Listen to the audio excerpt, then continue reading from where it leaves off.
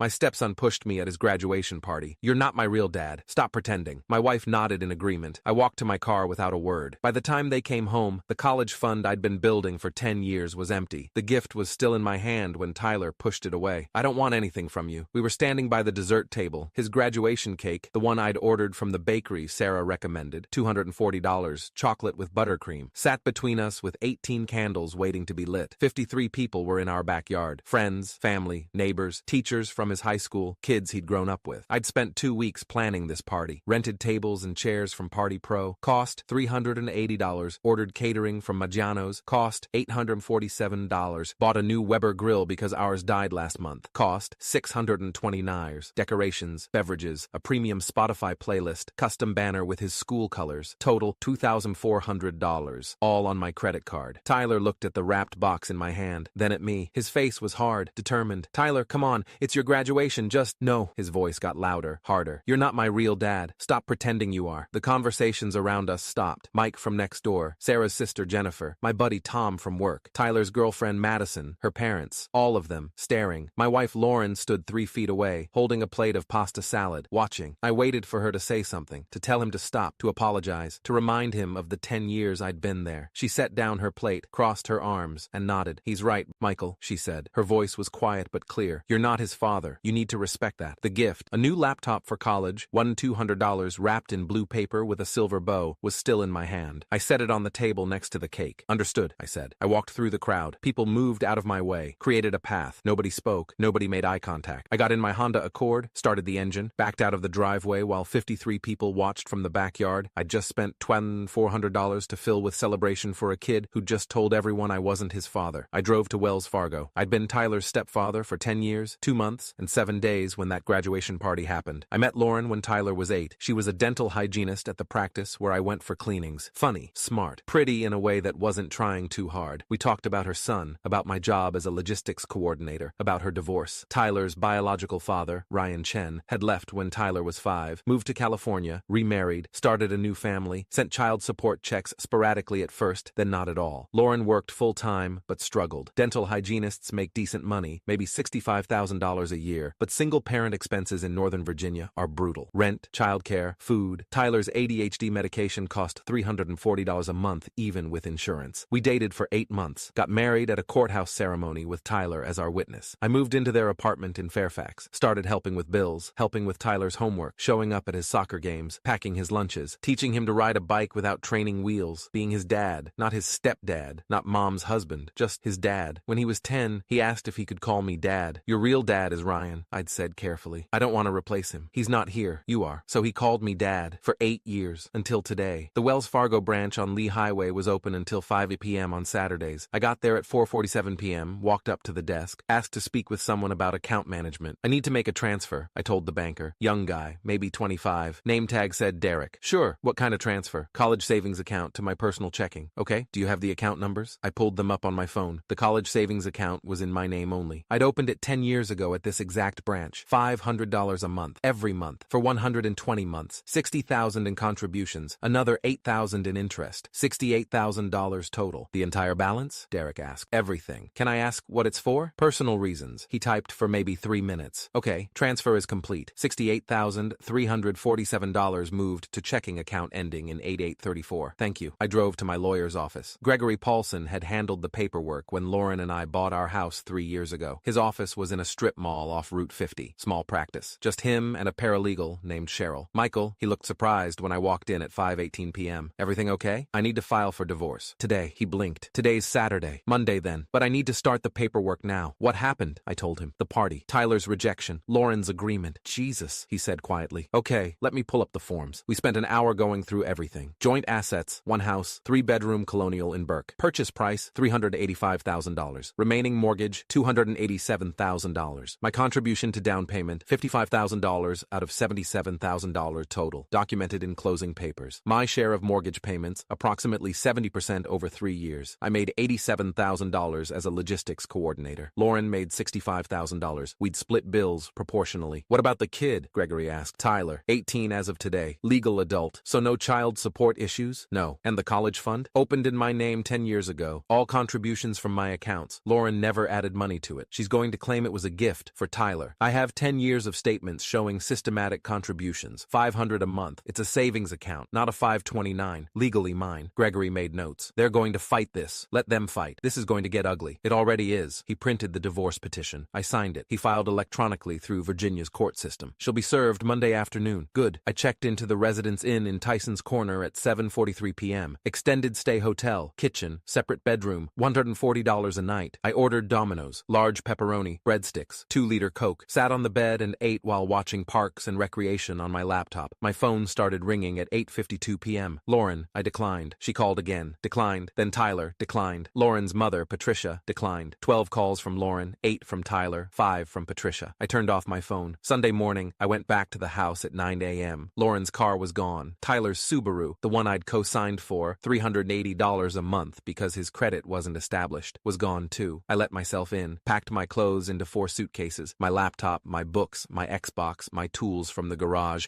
everything that was mine. The laptop I'd bought Tyler was still on the kitchen counter, blue wrapping paper, silver bow. I left it there, unplugged, locked the door behind me, drove back to the Residence Inn, turned on my phone at 11:27 a.m., 64 missed calls, 27 voicemails. I listened to 3. Lauren. Michael, what the hell did you do? I just checked the college account online. It's empty. Where's the money? Tyler starts at Virginia Tech in August. Call me back right now. Tyler. You can't do this. That money is mine. My mom said you were saving it for me. This is theft. Patricia. How dare you steal from that boy after everything Lauren did for you? I'm calling a lawyer. I deleted all 27 without listening to the rest. Gregory called at 2:14 p.m. Your wife just called, screaming. Apparently she found out about the college fund. That was fast. She wants to negotiate settlement. No settlement. I want what I paid for. Meaning, the house gets sold. I contributed 71% of the down payment and 70% of the mortgage. I want 70% of proceeds after the mortgage is paid off. She's claiming the college fund was a gift to Tyler. It was in my name. I opened it. I funded it. She never contributed a penny. I have 10 years of bank statements proving every deposit came from my accounts. She's going to argue you verbally promised it to him. I promised a lot of things to people who made me feel like family. They made it very clear at his graduation party that I'm not family, so those promises are void. Michael, I'm not giving him $1. Gregory was quiet for a moment. You're sure about this? Completely. Okay, I'll draft a response. No settlement. Asset division based on documented contributions. College fund stays with you as separate property. Thank you. Lauren showed up at the Residence Inn on Monday at 4:37 p.m. Front desk called my room. Mr. Morrison, there's a woman here asking for you. Says she's your wife. Tell her I have nothing to say. She's pretty upset. Tell her to contact my lawyer. Lauren called my cell 30 seconds later. I answered. How could you? She screamed. Tyler's college starts in 3 months. He has nowhere else to get that money. That's not my problem. You raised him for 10 years, and at his graduation party in front of 53 people, he told me I'm not his real dad. You nodded and agreed. So I'm not his real dad, which means I don't owe him a college fund. He was just upset. He was honest, and so were you. You both made it very clear I'm not family. We didn't mean, yes you did. You meant every word. Tyler didn't want my gift. You agreed I'm not his father. Now you're upset because you're realizing what I was contributing. This isn't about us. It's exactly about us. About 10 years of me showing up,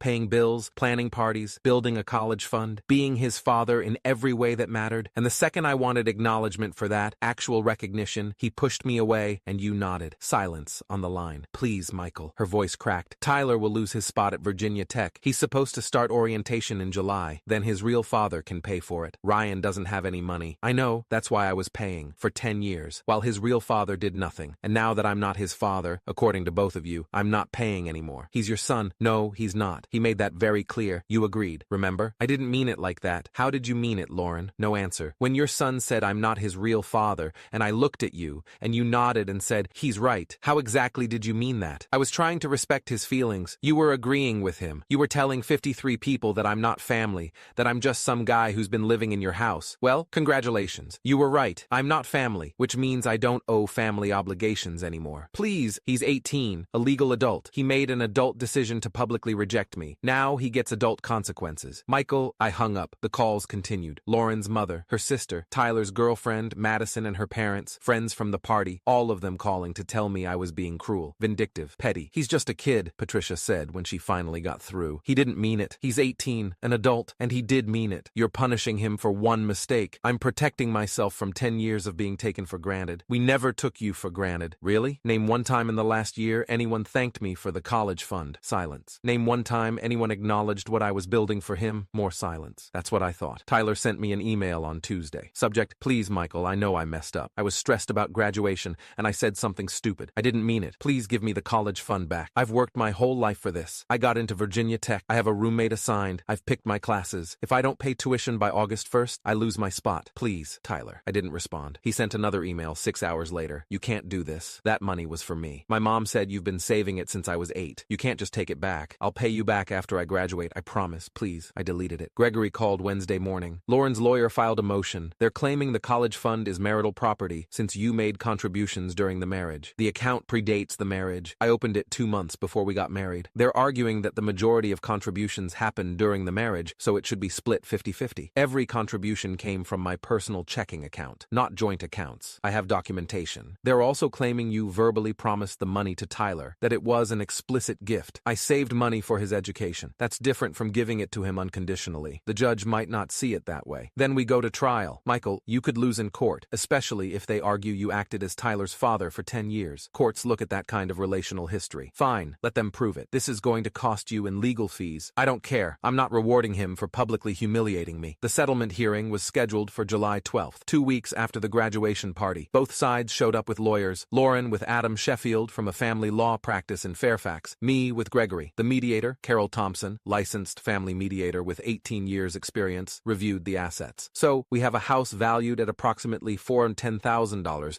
with a mortgage of $287,000, net equity of $123,000. Mr. Morrison claims he contributed 71% of the down payment and 70% of monthly mortgage payments. Is that documented? Yes, Gregory said. He slid over closing documents and 3 years of bank statements showing mortgage payments from my account. And there's a college savings account, $68,347. Mr. Morrison claims this is separate property. Correct. The account was opened in his name only, before the marriage, and funded entirely from his personal accounts. Adam Sheffield spoke up. Our position is that the account was explicitly created for Tyler Chen, Mrs. Morrison's son. Mr. Morrison acted as Tyler's father for 10 years. The account is a gift. A gift would require transfer of ownership, Gregory countered. The account remained in Mr. Morrison's name. He retained control. It's separate property. Carol made notes. Did you ever tell Tyler or Mrs. Morrison that this money was for Tyler's college? I told them I was saving for his education, I said. That's not the same as an irrevocable gift. But you did intend for him to use it? When I made those contributions, yes, that was my intent. And what changed? He told me I'm not his father. His mother agreed, in front of 53 witnesses, at a party I paid for. Carol looked at Lauren. Mrs. Morrison, is this accurate? Lauren's face was red. He's taking it out of context. Is it accurate that your son told Mr. Morrison he wasn't his real father and you agreed? Yes, but, and this happened at the graduation party? Yes. Carol made more notes. Mr. Morrison, what's your position on asset division? I want the house sold. I contributed 71% of the down payment